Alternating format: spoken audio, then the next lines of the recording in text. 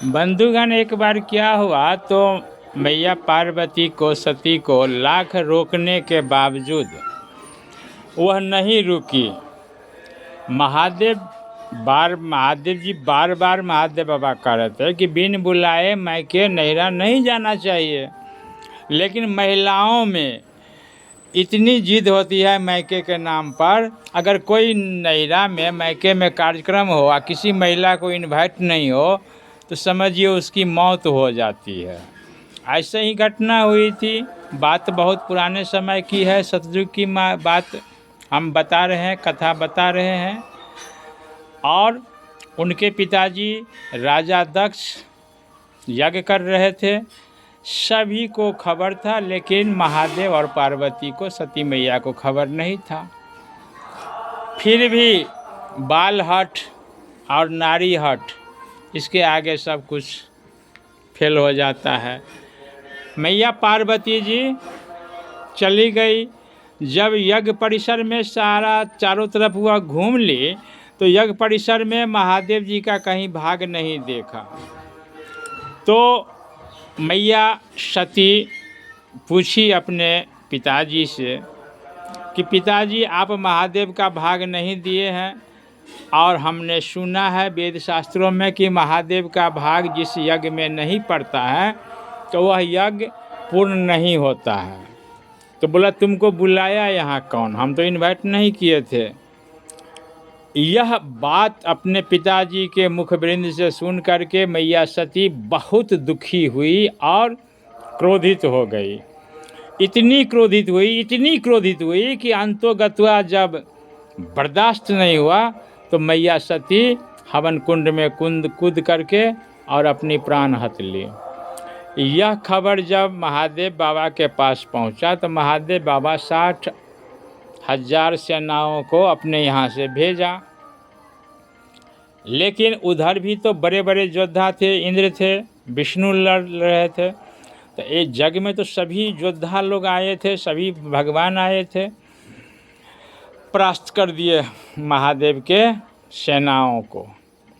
यह खबर जब पुनः महादेव के पास आया तो महादेव बहुत क्रोधित हुए और रुद्र रूप धारण कर लिए।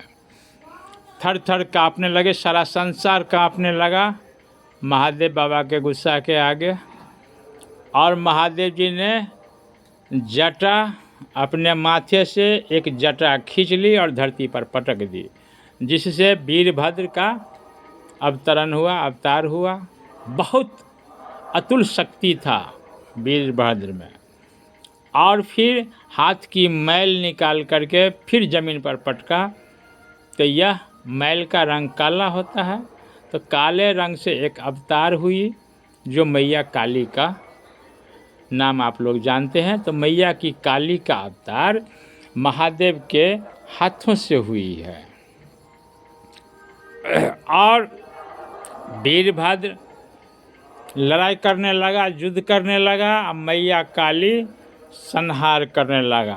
आगे पीछे दायां बायां कुछ नहीं देखती थी और जो सामने में आया खचाखच काटने लगा। अंतोगत्वा सारे देवताएं परास्त हो गए, इंद्र भी परास्त हो गए, भगवान विष्णु भी परास्त हो गए और मैया काली की विजय हुई। यह सतयुग की बात है। और अंत में वीरभद्र ने राजा दक्ष का परास्त स्थिति दे करके खुशखबरी सुनाया महादेव जी को। फिर महादेव जी स्वयं पहुँचे और आदेश दिए। फिर राजा दक्ष का गर्दन काट दिया गया। और राजा दक्ष का जब गर्दन काट दिया गया तो फिर वहाँ निवेदन, आग्रह, विनती, बंधन होने लगा कि महादेव बाबा अनर्थ कर दिए, अपने ससुर महोदय का गर्दन काट दिए, तो इन्हें जिलाएंगे कौन? तो ब्रह्मा जी जिलाएंगे। तो ब्रह्मा जी बोले कि महेश जी को ही कहिए। तो महेश जी ने कहा कि इस गांव के सीमा पर जो सबसे पहला कोई जीव जंतु आएगा उसका गर्दन यदि कल सुबह होते सूर्योदय से पहले इनके गर्दन में जोड़ दिया जाए तो यह पुनः जीवित हो जाएंगे। ऐसा ही हुआ। तो गांव के सीमा पर सुबह में आया एक बोतू, तो बोतू का गर्दन काट करके राजा दक्ष के गर्दन में जोड़ दिया गया और गंगा जल से छीट दिया गया। राजा दक्ष जिंदा हो गए। और उसी दिन से आप महादेवा का पूजा अर्चना करते हैं, जलाभिषेक करते हैं और एक बार कह दीजिए बम बम बम बम बम बम बम बम ब्रुक ब्रुक ब्रुक ब्रुक।